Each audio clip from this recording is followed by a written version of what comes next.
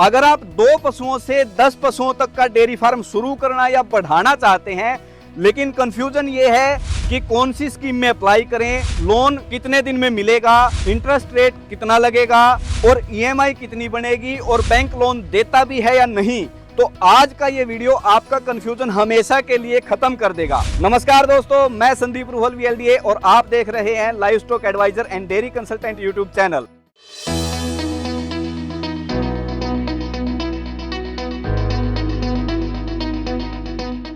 लेकिन आज की वीडियो में हम सिर्फ लोन की बात नहीं करेंगे, बल्कि 2026 के लेटेस्ट इंटरेस्ट रेट और रियलिस्टिक टाइमलाइन के साथ बैंक इंस्पेक्शन की भी बात करेंगे, जो आपका लोन अप्रूव करवाएगा।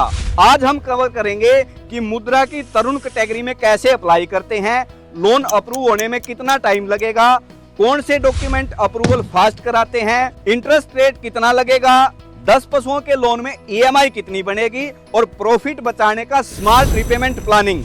लेकिन दोस्तों, आगे बढ़ने से पहले मैं एक बार जानना चाहूंगा कि आप अभी किस लेवल पे हैं।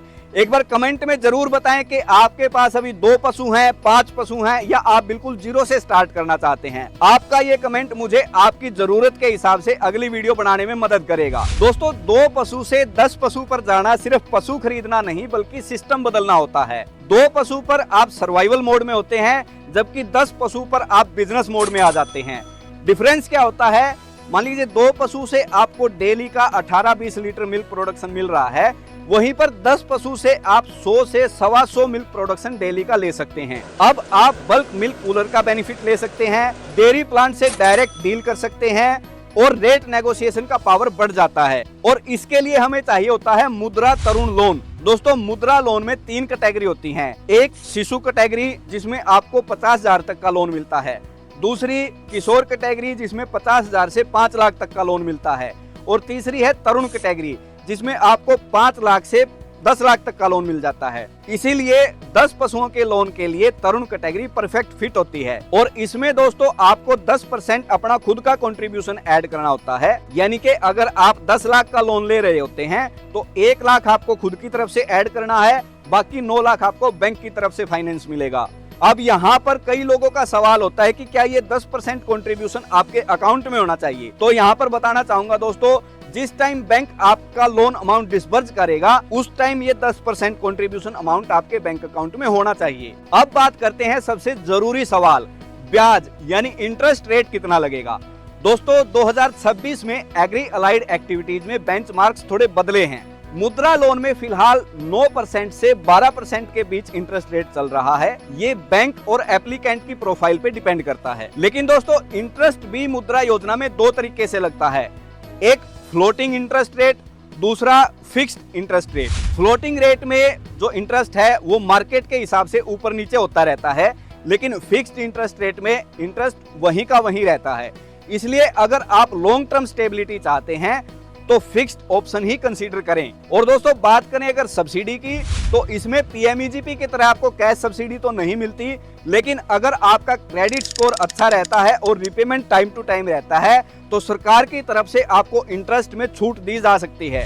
दोस्तों, इंटरेस्ट रेट को लेकर बैंक में थोड़ी हिचकिचाहट रहती है। अगर आपको फ्लोटिंग या फिक्स्ड इंटरेस्ट रेट में कोई भी डाउट है या आपके एरिया का बेंच मैनेजर कुछ अलग बात बोल रहा है, तो आप तुरंत कमेंट में अपना सवाल लिखिए। मैं पर्सनली हर एक टेक्निकल क्वेश्चन का अपने एक्सपीरियंस के बेस पर कोशिश करूंगा कि जवाब दे सकूं, ताकि आपका लोन एप्लीकेशन रिजेक्ट ना हो। अब दोस्तों, बात करें ईएमआई की। बहुत से लोग पूछते हैं कि 10 पशुओं के लोन में ईएमआई कितनी आएगी। तो मान लीजिए 10% आपका खुद का कंट्रीब्यूशन था, तो 9 लाख हो गया आपका लोन अमाउंट, 1 लाख आपका हो गया खुद का कंट्रीब्यूशन और 10% इसमें हम इंटरेस्ट रेट मान के चलते हैं 9 से 12% के बीच में, जैसे मैंने बताया। और मान लीजिए 5 साल के लिए आप लोन करवाते हैं, तो इसमें दोस्तों आपकी जो ईएमआई बनेगी लगभग 19,000 के आसपास ईएमआई बनती है। और 10 पशुओं के डेयरी फार्म में दोस्तों अगर आप 2 बैचेज में भी पशु लेकर के आते हैं, तो उसका जो एवरेज मिल्क प्रोडक्शन मैंने बताया था, उसमें मान लीजिए आपका 5 पशु का एक बैच है, 5 पशु का एक बैच है, तो एवरेज मिल्क प्रोडक्शन आप 5 पशुओं से मान लीजिए 50-60 लीटर पर डे का लेते हैं, तो आपका जो है 50 रुपए भी हम एवरेज जो है मिल्क सेल मान के चलते हैं, मिल्क का रेट मान के चलते हैं, तो लगभग 2500 आपका पर डे का मिल्क सेल होता है। और महीने का अगर हम मान के चलें तो लगभग आपका 75,000 का जो है मिल्क सेल आता है। अब इसमें से 50% भी हम एक्सपेंसेस निकाल दें तो आपका लगभग 35 से 40 हजार के आसपास नेट प्रॉफिट निकल के आएगा। और इसमें से दोस्तों आप ये 19,000 की जो EMI बनती है इजीली आप निकाल के बैंक को दे सकते हैं। अब कई लोग पूछते हैं कि लोन मिलने में कितना टाइम लगता है, तो इसके लिए दोस्तों लोन अप्लाई करने से लेकर पैसा मिलने तक का सफर स्टेप बाय स्टेप समझते हैं। अब इसमें सबसे पहला स्टेप होता है डिजिटल एप्लीकेशन और प्रोजेक्ट रिपोर्ट सबमिट करना। इसमें 1 से 2 दिन का टाइम लग सकता है। उसके बाद स्टेप 2 में 3 से 5 दिन के अंदर आपकी डॉक्यूमेंट वेरिफिकेशन के बाद आपकी फाइल बैंक को फॉरवर्ड कर दी जाती है। और स्टेप 3 में डॉक्यूमेंट वेरिफिकेशन के बाद 2 से 3 हफ्ते के अंदर बैंक मैनेजर आपका साइट विजिट करने के लिए आता है। उसमें वो आपकी शेड की लोकेशन देखता है, आपका चारा, पानी और बिजली का जो है प्रबंध वो देखता है।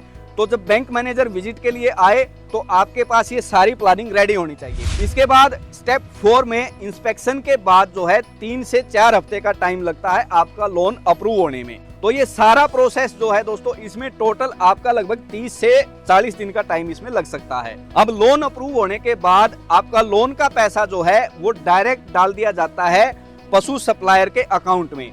इसलिए दोस्तों लोन होने से पहले कभी भी पशु परचेज नहीं करने हैं और कभी भी शेड पहले नहीं बनाना है। ये बात हमेशा ध्यान रखना कि शेड जो है लोन अप्रूव होने के बाद बनाना और पशु जो है वो हमेशा परचेज कमेटी की प्रेजेंस में ही परचेज करना, ताकि ब्याज का बोझ तभी शुरू हो जब आपका दूध का पैसा आने लगे। लेकिन दोस्तों अप्रूवल से पहले बात आती है डॉक्यूमेंट्स की। बैंक को चाहिए क्या, बैंक आपके डॉक्यूमेंट्स में क्या देखता है, और इसमें सबसे इंपॉर्टेंट होता है डिटेल्ड प्रोजेक्ट रिपोर्ट। आपको अपनी प्रोजेक्ट रिपोर्ट में क्लियर दिखाना होता है कि आप 10 पशुओं से पहले साल में कितना प्रॉफिट बचाएंगे और 5वें साल तक अपना लोन कैसे चुकाएंगे। एक स्ट्रॉन्ग प्रोजेक्ट रिपोर्ट में आपका 5 साल का milk production, feed cost, management और इंश्योरेंस का खर्चा, कैश फ्लो और एवरेज DSCR जो कि 1.5 से ज्यादा होना चाहिए। बैंक ये सारी चीजें चेक करता है।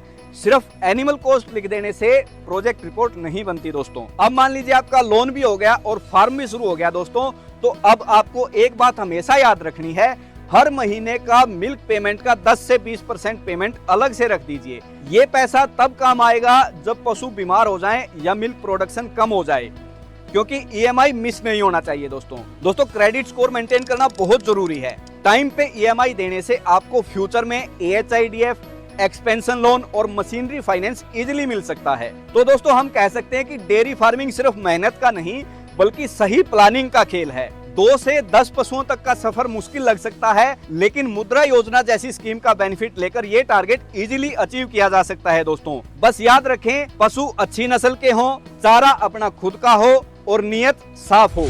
तो दोस्तों अगर आप भी 5-10 पशुओं का डेयरी यूनिट स्टार्ट करना चाहते हैं और bank approved dairy project report बनवाना चाहते हैं तो अभी कमेंट में लिखिए DPR 2026। और याद रखिए दोस्तों, चैनल मेंबर्स के लिए डेयरी प्रोजेक्ट रिपोर्ट बिल्कुल फ्री बनाई जाती है।